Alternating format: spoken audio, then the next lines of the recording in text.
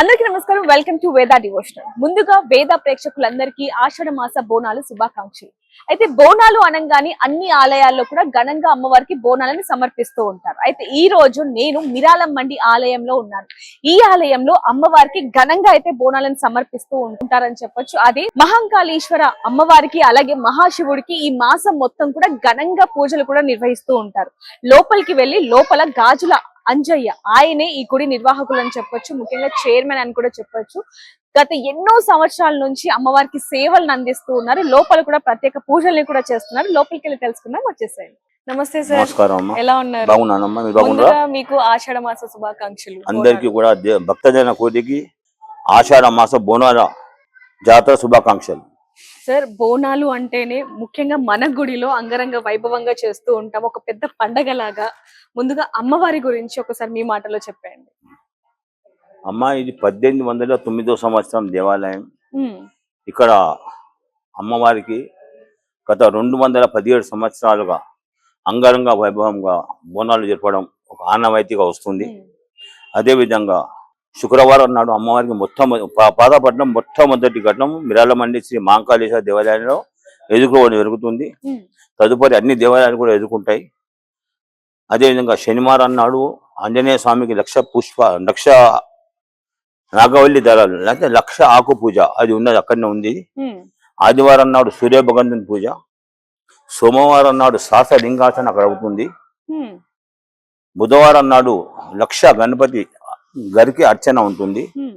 గురువారం నాడు జగద్గురు ఆది శంకరాచార్య పాదుకల పూజలు అవుతాయి.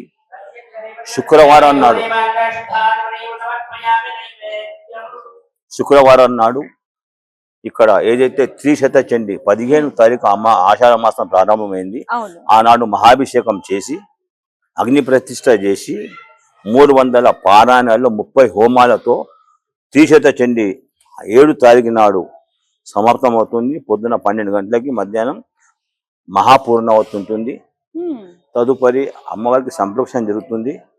సాయంత్రం పుష్పాలతో అలంకరించబడుతుంది. అటు తర్వాత సాయంత్రం 8 గంటలకి విజయవాడ శ్రీ కనకదుర్గ అమ్మవారి దేవస్థానం నుండి ప్రత్యేకంగా ఇక్కడ మిరాలం మండి మహంకాళేశ్వర దేవాలయానికి పట్టు వస్త్రాలు, చలివిడి ఇలాంటివి పట్టు వస్త్రం తీసుకొని వస్తారు. అదేవిధంగా శనివారం నాడు లక్ష పుష్పార్చన ఉంటుంది అమ్మవారికి. ఆదివారం నాడు బోనం సమర్పణ, నైవేద్యం సమర్పణ ఉంటుంది. సోమవారం నాడు పొద్దున ఇక్కడ 11:30కి రంగం కార్యక్రమం స్వర్ణలత ఏదైతే సికింద్రాబాద్ రంగం చెప్తారో, పాతపట్నంలో కేవలం ఒకటే దేవాలయం ఇది. ఇక్కడ వచ్చి వాళ్ళు రంగం చెప్తారు, భవిష్యాన్ని చెప్తారు.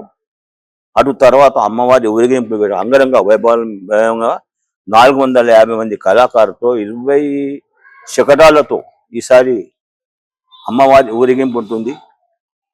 అనంతరం మంగళవారం నాడు పొద్దున అమ్మవారికి అష్టదళ పాద పద్మ సేవ అంటే 108 కమలం పూలచే ఒక్కొక్క కమలం దళానికి ఒక్కొక్క మంత్రం చదువుకుంటూ, జగజ్జనని మా తల్లి మాతో ఏమైనా తప్పైతే క్షమించండి, గత నెల రోజులుగా మీకు పూజ చేసుకుంటున్నాం, మాతో మేము తప్పైతే క్షమించాల్సిందిగా మనవి చేస్తూ అమ్మవారికి మారుబోనం ఎక్కిస్తాం. మరి మారుబోనం ఎక్కించిన తర్వాత అది ఆషాఢ మాసం సమాప్తం అవుతుంది. సార్, నిజంగానే మన ఆలయంలోనే ఇంత నెల రోజులు మొత్తం అమ్మవారికి ఇంత ప్రత్యేక పూజలు చేయడం అనేది చిన్న విషయం అయితే కాదు. అసలు గత సంవత్సరంతో పోలిస్తే ఈ సంవత్సరం ఇంకా ఘనంగా జరిపిస్తూ ఉన్నారు. ఇప్పుడు మీరు కూడా చెప్పడం జరిగింది. మనం నిమిత్తం మాత్రం అమ్మవారు ఆదేశిస్తారు, ఇలా చేయి బిడ్డ అంటే మనం చేయవలసిందే. కాబట్టి మనం దినం దేవాలయం అభివృద్ధి చెందుకుంటూ అభివృద్ధి చేస్తూ ఇక్కడ పూజ కార్యక్రమాలను ప్రతి సంవత్సరం ఒకటి ఎక్కువ చేసుకుంటూ పోతూనే ఉన్నాం. మేము అమ్మవారి ఆదేశాలు అవి. అమ్మవారి మాత్రం చేయించుకుంటుంది కాబట్టి మేము అదృష్టవంతులం. అమ్మవారి చేయించుకుని తప్ప మనం ఏమీ లేదు, కనికారం చేసింది ఏమి లేదు. మనం ఆమెనే చేయించుకుంటుంది, ప్రతి పూజ ఆమెనే చేయించుకుంటుంది. కాబట్టి అమ్మవారి పూజ చేయవలసిందే. మనం అందరం బాగుండాలి. ముఖ్యంగా బోనాల జాతర అంటేనే వర్షాలు బాగా పడాలి, అందరూ సుభిక్షంగా ఉండాలి, పాడి పంటలు బాగా పండాలి, మేమందరం కూడా సుభిక్షంగా ఉండాలి అని కోరుకుంటూ ప్రత్యేకంగా హైదరాబాద్ లో శాకాంబరి ప్రారంభించింది మిరాలం మండి దేవాలయం. బుధవారం నాడు శాకాంబరి అలంకరణ ఉంటుంది అమ్మవారికి. హైదరాబాద్ లో శాకంబరి అలంకరణ అంటే ఫస్ట్ మిరాల మండికి ప్రారంభమైంది. అది ఎందుకంటే కూరగాయల మార్కెట్ హైదరాబాద్ కు పెద్ద మార్కెట్ మిరాల మండి. మిరాల మండిలో అందరూ వ్యాపారస్తులు కానీ రైతులు అందరు కలిసి ఇక్కడ కలిసి కట్టుగా శాకంబరి అలంకరణ చేస్తాం. మేము అమ్మవారికి పూజించుకుంటాం. అమ్మ వర్షాలు బాగా పడాలి, మీ నైవేద్యం పెడుతున్నాం, మా పంటలు బాగా పండాలి, మేము అందరం సుభిక్ష ఉండాలి, మీ బిడ్డలమై మేము అందరం మిమ్మల్ని కాపాడే బాధ్యత నీదే తల్లి అనుకుంటూ అమ్మాయిని కోరుకుంటాం. సార్, ఇక్కడ బోనాల విషయానికి వస్తే ఘనంగా జరిపిస్తూ ఉంటారని చెప్పొచ్చు. నిన్ననే ఘటాలు కూడా ఇక్కడికి రావటం జరిగింది, పక్కనే కలశాలు కూడా చూస్తున్నాం. వాటి గురించి కూడా ఒకసారి. అమ్మ నిన్న రాజే ఘట్టం ఇక్కడ ఫ్రైడే నాడు వస్తుంది. మొట్టమొదటి ఘట్టం పాతపట్నంలో మిరాల మండి. ఫ్రైడే అంటే 31 తారీఖు నాడు ఘట్టం వచ్చింది. 31 శుక్రవారం నాడు. శనివారం నుండి ఈ దేవాలయం ఎన్ని దేవీ దేవతలు ఉన్నారో వాళ్ళందరికీ పూజ చేస్తాం. ఇప్పుడే చెప్పాను నేను. శనివారం నాడు ఆంజనేయ స్వామి పూజ, ఆదివారం నాడు సూర్యభగవంతుని పూజ, మంగళవారం నాడు సుబ్రహ్మణ్య స్వామి అభిషేకం, బుధవారం నాడు శాకంబరి, గురువారం నాడు జగద్గురు ఆదిశంకర పాద పూజ. అదే విధంగా శుక్రవారం నాడు అమ్మవారికి అభిషేకంతో పాటు ఇక్కడ ఏదైతే త్రిశత చండి యాగం చేస్తున్నామో ఆ యాగం ఆనాటికి సమాప్తం అవుతుంది, మహాపూర్ణావతి ఉంటుంది. అదే రోజు కూడా విజయవాడ కనకదుర్గ అమ్మవారి పట్టు వస్త్రాలు వస్తాయి. అదే రోజు అమ్మవారికి అయిపోయిన తర్వాత రాత్రి 7 గంటలకి అమ్మవారికి కళ్యాణం చేస్తాం. అయ్యవారికి అమ్మవారికి శాంతి కళ్యాణం చేస్తాం సాయంత్రం. ఇక్కడ కేవలం అమ్మవారికి కాకుండా మహాశివుడికి కూడా ఘనంగా పూజలు చేస్తూ ఉంటారు. అమ్మవారికి అయ్యవారికి శాంతి కళ్యాణం చేస్తాం. శాంతి ఇప్పుడు శుక్రవారం నాడు, శనివారం నాడు అమ్మవారికి మొత్తం టోటల్ పూలతో అలంకరిస్తాం. 1,00,000 పుష్పాలతో అమ్మవారికి ఆనాడు అర్చన చేస్తాం శనివారం నాడు. ఆదివారం నాడు పండుగ, పొద్దున్న నుండి నైవేద్యం. అదేవిధంగా రాష్ట్ర ప్రభుత్వం ఇక్కడ దేవాలయానికి పట్టు వస్త్రాలు వస్తాయి. ఈసారి రాష్ట్ర స్పీకర్ ప్రసాద్ గారు ఈసారి ఇక్కడ పట్టు వస్త్రాలు తీసుకోవడం జరిగింది. ఇన్ఫర్మేషన్ ఇమాలిని వచ్చింది అది.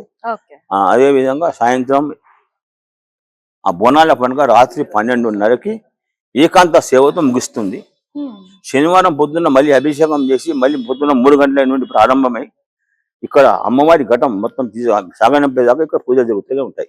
ఘనంగా జరుగుతున్నాయని చెప్పొచ్చు. ఇప్పటివరకు మీరు చాలా ఘనంగా చెప్పారు. మరి కలశాల విషయానికి వస్తే అమ్మ ఇది ఘటం, ఇది అమ్మవారు స్వరూపం, ఇది నవగ్రహాలు, అది సర్వతోభద్ర మండపం. అది సర్వతోభద్ర మండపం. ఇది అష్టదిక్పాలకులు ఇక్కడ. ఇది మహాంకాళి, మహాలక్ష్మి, మహా సరస్వతి కూడా ప్రతిష్ఠించడం అనేది కలశం మీద పెట్టారు. అంటే కలశం మీద ఏం చేస్తామంటే శుక్రవారం నాడు సంప్రోక్షణం చేస్తాం. అన్ని దేవీ దేవతలు సంప్రోక్షణం చేస్తే ఆనాటికి త్రిశత చండి క్లోజ్ అయిపోతుంది. ఏదైతే ఇక్కడ మహాంకాళి, మహాలక్ష్మి, మహా సరస్వతి ముగ్గురు అమ్మవారు. ఇక్కడ మహాంకాళి ఈమె, మహాలక్ష్మి ఈమె, మహా సరస్వతి ఈమె, ముగ్గురు ఇక్కడ ఉంటది. దీని తర్వాత వినాయకుడు ఇక్కడ శ్రీచక్రం. ఇది వినాయకుడి శ్రీచక్రం.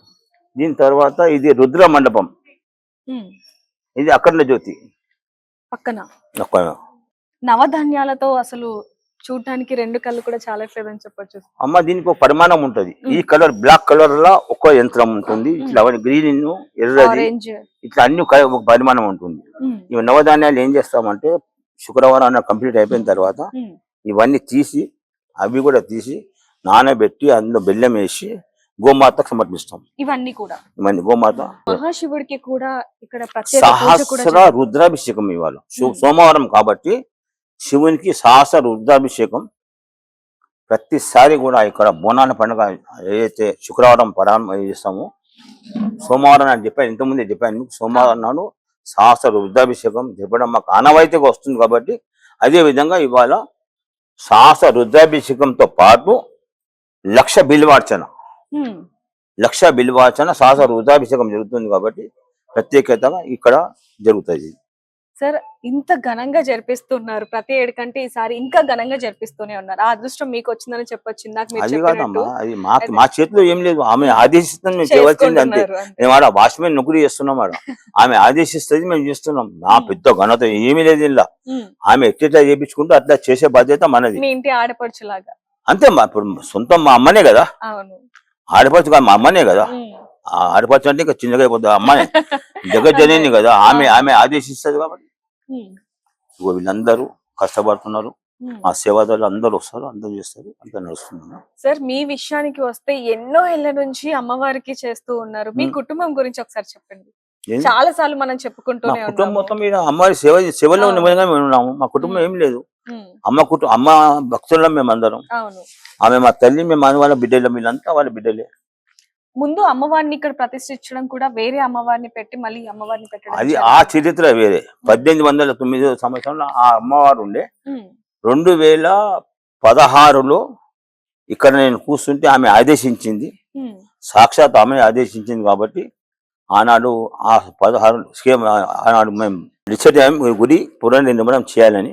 ఆగమ శాస్త్ర ప్రకారంగా లేకుంటే ఆగమ శాస్త్ర ప్రకారం మళ్ళీ కట్టి 126 రోజుల గుడి కట్టేసినాం. ఇది 4 నెలల 4 రోజులు గుడి మొత్తం మిత్ పంచకలర్తో సహా పంచకలర్ ఫ్లోరింగ్ అన్ని బ్రాస్ అన్ని కలిపి 124 నెలలు మొత్తం కట్టేశాం. మేము కట్టింది ఏం లేదు, మా గొప్ప ఏమి లేదు. సాక్షాత్తు ఆమె నిలబడి గుడి కట్టించుకుంది. కాకపోతే ఆమె వాచ్మెన్ నొకరు ఇచ్చింది కాబట్టి అదృష్టం నాది. మిమ్మల్ని ఎంచుకుందని చెప్పొచ్చు అమ్మవారు. వాచ్మెన్ నొకరు నాకు ఇచ్చింది కాబట్టి నా అదృష్టం నాది, అంతే, వేరే ఏం లేదు. ఆమె మా అదృష్టం అదే. అమ్మవారి ఇక్కడ వాచ్మెన్ ఒకరు ఇచ్చింది కాబట్టి మా అదృష్టం అదే. కాకపోతే దినం అభివృద్ధి చెందుతుంది గుడి కూడా.